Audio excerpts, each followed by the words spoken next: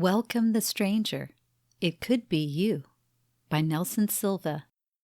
Nelson Silva, Doctor of Ministry, is the Associate Youth Director for the Kentucky-Tennessee Conference in Goodlettsville, Tennessee, United States. Rarely had I witnessed such a busy hotel lobby at breakfast time. It seemed as if all the guests decided to eat at the same time. There was neither hot food in the serving trays nor a place to sit. After a long wait, I was able to get food but struggled to find a spot to eat it. Almost at the point of heading back to my room, a stranger offered to share his table with me. I accepted. The subtle demeanor of my gracious host radiated privacy and invited quietness. In turn, I felt an inexplicable gratitude for such a simple and yet meaningful gesture. I decided to break the silence. Since we are sharing this table, we might as well get to know each other a little. I'm Nelson. What is your name? Andre is my name, he quietly replied while pausing from taking another spoonful into his mouth. He then made eye contact with me while swiftly removing one of his earbuds. He was listening to something on his tablet. I continued the dialogue. Are you here for business or pleasure? He hesitated to answer such a basic and non-invasive question. I feared that my inquiry was edging on private territory, or was something else going on. Could it be that his trip did not fit neatly into either category? After a pause, Andre replied, I am here for a funeral. I stopped eating my bagel and directed my full attention to him, communicating sympathy with my body posture. I am so sorry, I muttered. The conversation continued to other areas of life, including career. I am a pastor, he said. In fact, I am listening to my congregation's online worship service. I am coming from the Bahamas. Very politely, he reciprocated my question and asked, What about you? Are you here for business or pleasure? I was glad to tell him that I too was a pastor, and I was preaching for a group a few miles down the road. When he inquired about my denomination, I told him that I was a Seventh-day Adventist minister. He then pulled his other earbud out and became fully engaged. Pastor Andre shared that he was familiar with the Seventh-day Adventist Church. In fact, his daughter and wife had been Seventh-day Adventists. His daughter attended Pacific Union College, and it was there that she met her husband of 2 short years, now deceased, the reason Andre was in town. I was able to ask questions as a colleague in ministry, to which he replied with a new level of trust and openness, realizing that the person across the table understood his world. Much to my regret, I had to cut the conversation short to be on my way to my speaking engagement. However, with a deep sense of empathy and gratitude, I offered a prayer for Pastor Andre. He then returned the favor by praying for me. The transformation of hospitality. This experience reminded me that hospitality was vital to the advancement of Christianity, the way, in the early church. Later in the 4th century, Constantine made Christianity the official religion of the Roman Empire, which gave way to a new era of hospitality. In addition to homes and churches, Christians established hostels, hospices, hospitals, and monasteries, a compartmentalization of hospitality that eventually became the norm. Throughout the centuries, increasingly smaller households, industrialization, and the changing church, structure, relation to the state, and social welfare modified hospitality practices. By the 18th century, biblical hospitality in Western culture was considered, quote, out of step with busy commercial society, a relic from an earlier time, end quote. An itinerant preacher in the early church, for instance, would have stayed in church members' houses and eaten at their table. In fact, Paul encouraged the practice of hospitality, while Peter admonished the church of Asia Minor to offer hospitality without grumbling. Furthermore, Peter listed hospitality as one of the 4 critical actions the church must embrace, knowing that, quote, the end of all things is near, end quote. Today, we travel with the convenience of planes and automobiles, as well as the impersonal service of hospitality establishments such as hotels and restaurants. We struggle today. Peter's advice to offer hospitality is prophetic words for our day. Many churches appear to labor with this ministry.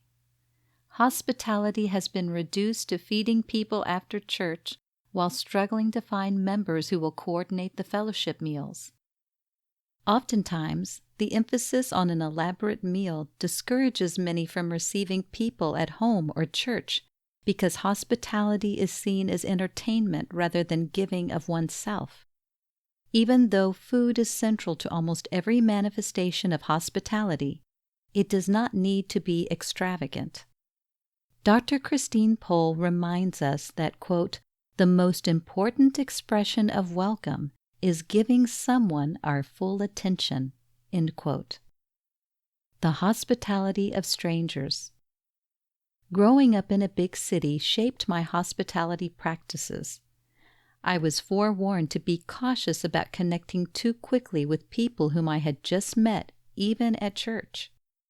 My perspective drastically changed when I found myself in a foreign country, college-bound, without family or resources during my early young adulthood. I discovered an embracing community among the less affluent of society. Hospitality changed the direction of my life.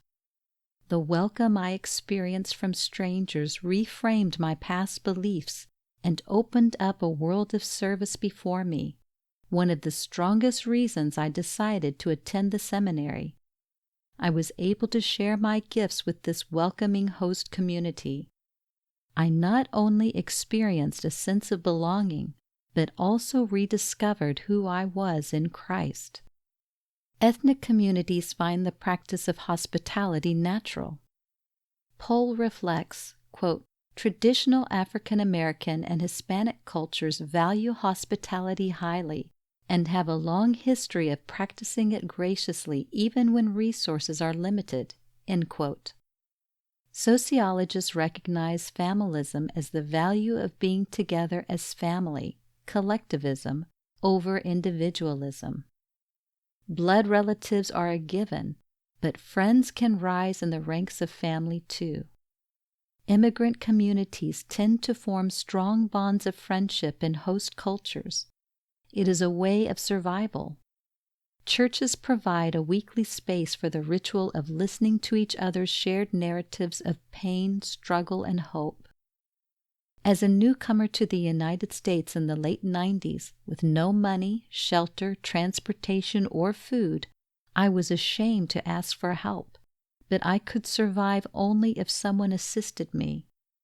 On my first Sabbath visiting an ethnic church, the young adults gathered after sundown to enjoy time together at the go-kart racetrack. Everyone jumped into their vehicles to get there. I was one of the last ones at church with no ride. Spontaneously, a friendly young adult, Miguel, asked me from behind, "Do you need a ride?" With much gratitude, I nodded my head in anticipation of his offer of a ride. He invited me into his work van with a big smile.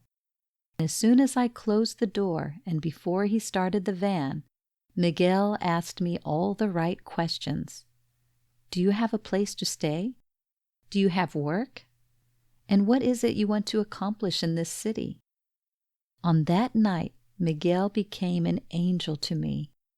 He was a stranger who met all my immediate needs for 6 months, an impactful experience. He never took credit for it, and I never got to thank him properly. He would just say, "I know how it is. We all have gone through it." Some principles. I realize that not everyone is naturally wired or circumstantially able as were Andre and Miguel to welcome strangers. However, believers can take steps to improve the ministry of biblical hospitality at home and church in a few simple ways. 1. Study best practices of hospitality with your church board. Evaluate the current state of your church and make the necessary adjustments. Simple practices, shaking hands, remembering people's names, and connecting a stranger with another church member will go a long way. 2. Preach a series on hospitality, ending with an invitation to further study the topic in a small group setting, attend a seminar, or join a hospitality team. 3. If your church cannot offer a fellowship meal every Sabbath, have a team, a Sabbath school class, a small group, or volunteers. Stay at church for a fellowship meal and bring additional food for visitors, or schedule designated families to take guests home those Sabbaths. 4. Follow up with visitors. I have been impressed with churches that send me a greeting card after a visit. Others have gone the extra mile to call me. However, none have stayed in touch after that initial contact. Set up a group, such as retirees who enjoy writing, to stay in touch with visitors who wish to continue building a relationship with the church. 5. Decide ahead of time how to deal with impromptu walk-ins asking for assistance. Will we give money? How much? Would we pay for a hotel room? Will we refer the person to a social service specialist or organization? How do we deal with repeat solicitations from the same individuals? Have a protocol in place and lists at the ready. 6. Hospitals and jails are opportunities for hospitality ministry. How can your church regularly visit sick church members and strangers at hospitals and jails to bring hope? Make an eternal difference. Where is God calling you and your church to go with hospitality? Make room at your table. Set aside money for hospitality assistance. Have a meal with a stranger weekly. Make room for interruptions. Care for strangers in your community, homeless, sick, newcomers, etc. We never know what such simple acts of kindness of hospitality can do. They can indeed make a difference for eternity. Moses counseled the people of God, quote, "Don't abuse or take advantage of strangers. You, remember, were once strangers in Egypt." End quote. Some of us are where we are today because somebody welcomed us. With not much effort, or maybe with a lot of effort, if need be, we need to perfect the lost art of hospitality, because if Peter could write back then that, quote, "the end of all things is near," end quote, what should that say to us? For bibliographical and biblical references on this article, and for much more content for pastors and church leaders, please visit ministrymagazine.org.